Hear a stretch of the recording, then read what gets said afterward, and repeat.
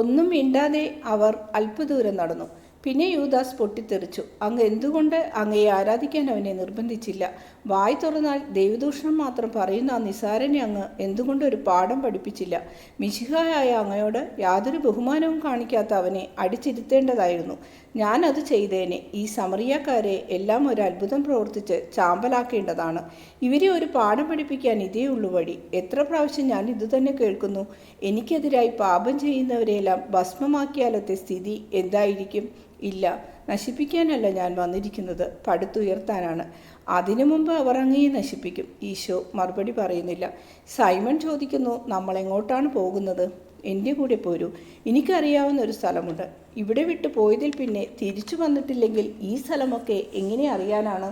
യൂദാസ് ചോദിച്ചു. അയാൾ ഇപ്പോഴും കോപിച്ചിരിക്കുകയാണ്. എനിക്കറിയാം, അതത്ര മനോഹരമായ സ്ഥലമല്ല. ഞാൻ പണ്ട് അവിടെ പോയിട്ടുണ്ട്. അത് ബെത്ലഹേമിലല്ല, കുറച്ചു പുറത്താണ്. നമുക്ക് ഈ വഴി പോകാം. മുമ്പിൽ ഈശോയും പിറകിൽ സൈമൺ, യൂദാസ്, ഏറ്റവും അവസാനം ജോൺ.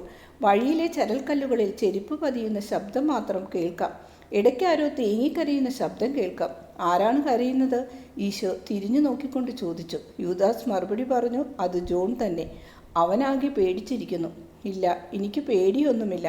എൻ്റെ ബെൽറ്റിൽ തിരികിയിട്ടുള്ള കത്തിയിൽ ഞാൻ കൈവച്ചതാണ്. അപ്പോഴാണ് ഗുരുവിൻ്റെ വാക്കുകൾ ഓർമ്മ വന്നത്. കൊല്ലരുത്. ക്ഷമിക്കണം. നീ പിന്നെ എന്തിനാണ് കരയുന്നത്? യൂദാസ് ചോദിച്ചു. ലോകർ ഈശോയെ സ്നേഹിക്കുന്നില്ലല്ലോ എന്നോർത്ത് ഞാൻ വേദനിക്കുന്നു. അവർ ഗുരുവിനെ തിരിച്ചറിയുന്നില്ല. ഗുരുവിനെ അറിയണമെന്ന് ആഗ്രഹിക്കുന്നുമില്ല. ഇതെന്നെ വല്ലാതെ വേദനിപ്പിക്കുന്നു. കുത്തുന്ന മുള്ളുകൊണ്ട് എൻ്റെ ഹൃദയം കുത്തി വ്രണപ്പെടുത്തിയാൽ എന്ന പോലെ വേദനിക്കുന്നു. എൻ്റെ അമ്മയുടെ പുറത്ത് ആരെങ്കിലും ചവിട്ടിയാൽ, എൻ്റെ അപ്പൻ്റെ മുഖത്ത് ആരെങ്കിലും തുപ്പിയാൽ ഉണ്ടാകുന്ന വിഷമം എനിക്കുണ്ട്. അതിനേക്കാൾ കൂടുതലായ വിഷമമുണ്ട്. റോമാക്കാരുടെ കുതിരകൾ വിശുദ്ധ പെട്ടകത്തിൽ നിന്നും വൈക്കോൽ തിന്നുന്നത് കണ്ടാൽ എന്ന പോലെ ആ കുതിരകൾ ദേവാലയത്തിൻ്റെ ഏറ്റവും പരിശുദ്ധമായ ഭാഗത്ത് വിശ്രമിക്കുന്നത് കണ്ടാൽ എന്ന പോലെ എൻ്റെ മനസ്സ് നോവുന്നു. കരയേണ്ട ജോൺ, ഇപ്പോഴും എന്നെന്നും നീ സ്വയം പറയണം. അവൻ പ്രകാശമായിരുന്നു. അന്ധകാരത്തിൽ പ്രകാശമേകാൻ അവൻ വന്നു. പക്ഷെ അന്ധകാരം അവനെ തിരിച്ചറിഞ്ഞില്ല.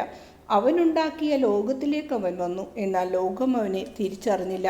അവൻ പിറന്ന നഗരത്തിൽ വന്നു, സ്വന്തം നാട്ടിലേക്ക് വന്നു.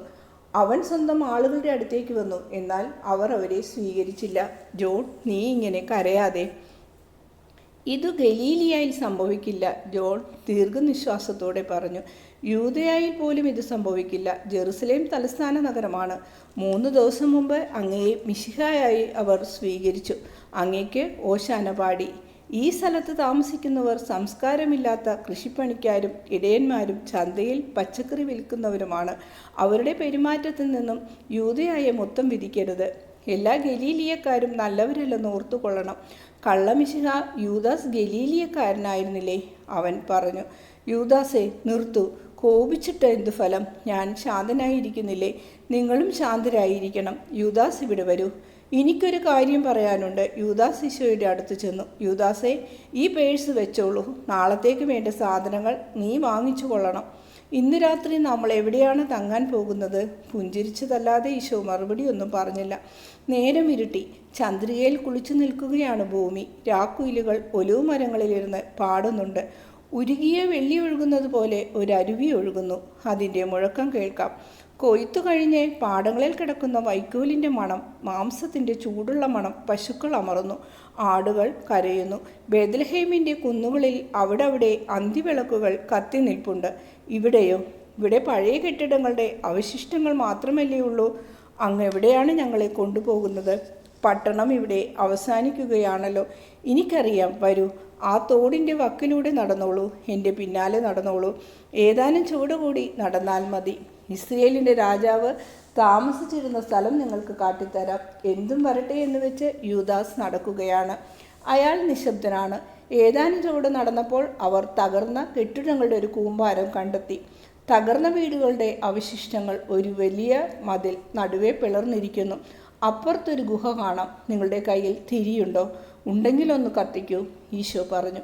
സൈമൺ സഞ്ചിയിൽ നിന്ന് ഒരു വിളക്കെടുത്ത് കൊളുത്തി ഈശോയുടെ കയ്യിൽ കൊടുത്തു. ഉള്ളിലേക്ക് വരൂ. വിളക്കുയർത്തി പിടിച്ചുകൊണ്ട് ഈശോ പറഞ്ഞു. വരൂ, ഇവിടെയാണ് ഇസ്രയേലിൻ്റെ രാജാവ് പിറന്നത്. ഗുരു, അങ്ങ് തമാശ പറയുകയാണോ? ഇത് വൃത്തികെട്ട ഒരു ഗുഹയാണ്. എനിക്കവിടെ താമസിക്കാൻ പറ്റില്ല. ഇവിടെ ഈർപ്പമുണ്ട്, തണുപ്പുണ്ട്, വല്ലാത്ത ദുർഗന്ധവുമുണ്ട്. തേളുകളും ഒരുപക്ഷെ പാമ്പുകളും കാണും. എങ്കിലും ഇവിടെയാണ് ചിസ്ലവ് മാസത്തിൻ്റെ 25-ാം ദിവസം രാത്രി വിളക്കുകളുടെ തിരുനാളിൻ്റെ അന്ന് ക്രിസ്തു പിറന്നത്. കന്യകയിൽ നിന്നും ഇമ്മാനുവൽ, ദൈവവചനം മാംസമായി ജനിച്ചു. മനുഷ്യനോടുള്ള സ്നേഹം കൊണ്ട് ദൈവം മനുഷ്യനായി പിറന്നു. നിങ്ങളോട് സംസാരിക്കുന്ന ഈ ഞാൻ പിറന്നു. ഇന്നത്തെ പോലെ തന്നെ അന്നും തങ്ങളുടെ ഹൃദയത്തിൽ കേൾക്കുന്ന ദൈവത്തിൻ്റെ സ്വരം മനുഷ്യൻ ചെവിക്കൊണ്ടില്ല.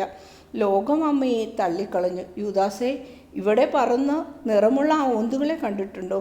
8 വല കണ്ടിട്ടുണ്ടോ? നീ വിഷമിക്കേണ്ട. കസവ് നെയ്ത നിന്റെ മേലങ്കി നിലത്ത് കിടക്കുന്ന ചാണകം പുരളാതെ പൊക്കി പിടിക്കേണ്ട. മാലാഖമാർ ആർക്കും വേണ്ടി മഹത്വത്തിൻ്റെ ഗാനം പാടിയോ? ആ ശിശുവിൻ്റെ കളിപ്പാട്ടം പോലെ കിട്ടിയ നിശാകീടങ്ങളുടെ സന്തതി പരമ്പരയിൽപ്പെട്ടവരാണ് ഈ കീടങ്ങൾ. മാലാഖമാർ പാടിയ ആ ഗാനമാണ് ഇടയന്മാർ കേട്ടത്. അവർ മദ്യപിച്ച് ഉന്മത്തരായതല്ല, യഥാർത്ഥ ആനന്ദം കൊണ്ട് മതിമറന്നവരായിരുന്നു അവർ. എൻ്റെ രാജകീയ തൊട്ടിലിൻ്റെ മുകളിൽ വെച്ചിരിക്കുന്ന ചിലന്തി വലകളായിരുന്നു. നീ ഈ നിലത്ത് ചവിട്ടാൻ മടിക്കേണ്ട. ഇവിടെ ചാണകം കിടപ്പുണ്ടായിരിക്കാം, പക്ഷേ ഏറ്റവും പരിശുദ്ധയായ, നിർമ്മലയായ, അമലോത്ഭവയായ ദൈവമാതാവിൻ്റെ പാദങ്ങൾ സ്പർശിച്ചു പവിത്രമാക്കിയ നിലമാണിത്. ദൈവം പറഞ്ഞതനുസരിച്ച് ദൈവത്തിൻ്റെ അമ്മ ആകേണ്ടതുകൊണ്ട് അവൾ പ്രസവിച്ചു. പാപത്തിൻ്റെ കറ തീണ്ടിയിട്ടില്ലാത്ത അവൾ ഈ തറയിൽ ചവിട്ടി നടന്നു. ഇവിടെ ചവിട്ടാൻ നീ ലജ്ജിക്കേണ്ടതില്ല. അവളിൽ നിന്ന് പ്രസരിച്ച വിശുദ്ധി നിന്റെ പാദങ്ങളിൽ നിന്നും ഹൃദയത്തിലേക്ക് അരിച്ചു കയറട്ടെ. സൈമൺ മുട്ടുകുത്തി നിന്നു. ജോൺ നേരെ പുൽത്തൊട്ടിയുടെ അടുത്തേക്ക് പോയി. അതിൽ ചാരി നിന്നു കരഞ്ഞു. യൂദാസിനാകെ ഭയവും പരിഭ്രമവും വികാരവിവശനാണ് അയാൾ. തൻ്റെ മനോഹരമായ മേലങ്കിയെക്കുറിച്ചുള്ള ചിന്ത മറന്ന് അയാൾ തറയിൽ മുട്ടുകുത്തി നിന്നു. ഈശോയുടെ ഉടുപ്പിൻ്റെ തുമ്പെടുത്ത് ചുംബിക്കുകയും മാറത്തടിക്കുകയും ചെയ്തുകൊണ്ട് അയാൾ പറഞ്ഞു, നല്ലവനായ ഗുരു, അങ്ങയുടെ ദാസൻ്റെ അഹങ്കാരം മാഞ്ഞു പോകുന്നു. അങ്ങയെ അങ്ങായി ഞാൻ കാണുന്നു. ഞാൻ സ്വപ്നം കണ്ടിരുന്ന രാജാവല്ല, അനന്തകാലം വാഴുന്ന രാജാവ്, വരാൻ പോകുന്ന നൂറ്റാണ്ടുകളുടെ പിതാവ്, സമാധാനത്തിൻ്റെ രാജാവ്. കർത്താവായ ദൈവമേ, എന്നിൽ കരുണ തോന്നണമേ, കരുണ. എൻ്റെ കാരുണ്യം പൂർണ്ണമായും നിനക്കുണ്ടായിരിക്കും. ഇനി നമുക്കുറങ്ങാം. കന്യകാമാതാവും ശിശുവും ഉറങ്ങിയ ആ സ്ഥലത്തുറങ്ങാം. അമ്മ ധ്യാനനിമഗ്നയായി നിന്ന പോലെ അതാ ജോൺ നിൽക്കുന്നു. എൻ്റെ വളർത്തപ്പൻ നിന്നിടത്താണ് സൈമൺ മുട്ടുകുത്തി നിൽക്കുന്നത്. അതല്ല, ഉറങ്ങണ്ട എന്നാണെങ്കിൽ ആ രാവിനെപ്പറ്റി നിങ്ങളോട് സംസാരിക്കാം. ഗുരു, അത് മതി. അങ്ങയുടെ ജനനത്തെപ്പറ്റി പറയൂ. അത് ഞങ്ങളുടെ ഹൃദയത്തിൽ തിളങ്ങുന്നൊരു മുത്തായിരിക്കാം. ഇക്കഥ ഞാൻ ലോകത്തെ മുഴുവൻ പറഞ്ഞു കേൾപ്പിക്കും. ഞങ്ങൾ അങ്ങയുടെ കന്യകയായ മാതാവിനെ ബഹുമാനിക്കട്ടെ. അങ്ങയുടെ അമ്മ എന്ന നിലയിൽ മാത്രമല്ല, കന്യക എന്ന നിലയിലും. ആദ്യം യൂദാസും പിന്നെ സൈമണും അവസാനം ജോണുമാണ് സംസാരിച്ചത്. പുൽത്തൊട്ടിയുടെ അടുത്തു നിന്നും പുഞ്ചിരിക്കുകയും കണ്ണീർ പൊഴിക്കുകയും ചെയ്യുന്ന ജോൺ. വന്ന് ഈ വൈക്കോലിലിരിക്കൂ, ശ്രദ്ധിച്ചു കേട്ടുകൊള്ളൂ. താൻ പിറന്ന രാത്രിയെപ്പറ്റി ഈശോ അവരോട് സംസാരിച്ചു തുടങ്ങി. അമ്മ എന്നെ പ്രസവിക്കാനുള്ള കാലമെടുത്തപ്പോൾ ചക്രവർത്തിയുടെ പ്രതിനിധിയായ പുബ്ലിയസ് സുൽപ്പിസസ് ക്യുറനസ് ഒരു കൽപ്പന പുറപ്പെടുവിച്ചു. സീസർ അഗസ്റ്റീസിൻ്റെ ആജ്ഞ അനുസരിച്ചാണ് ഈ കൽപ്പന. അന്ന് പാലസ്തീന ഭരിച്ചിരുന്നത് സെൻസിയസ് സാറ്റർനൈസ് ആയിരുന്നു. സാമ്രാജ്യത്തിലെ ജനങ്ങളുടെയെല്ലാം ഒരു കനീഷുമാരി കണക്കെടുക്കാൻ പോകുകയാണ്. അടിമകളല്ലാത്തവരെല്ലാം അവരവരുടെ ജന്മദേശത്തേക്ക് പോകണം. അവിടെ പോയി ഔദ്യോഗിക രജിസ്റ്ററിൽ പേര് ചേർക്കണം. ഇതായിരുന്നു കൽപ്പന. അമ്മയുടെ ഭർത്താവായ ജോസഫ് ദാവീദിൻ്റെ ഗോത്രത്തിൽപ്പെട്ടവനായിരുന്നു.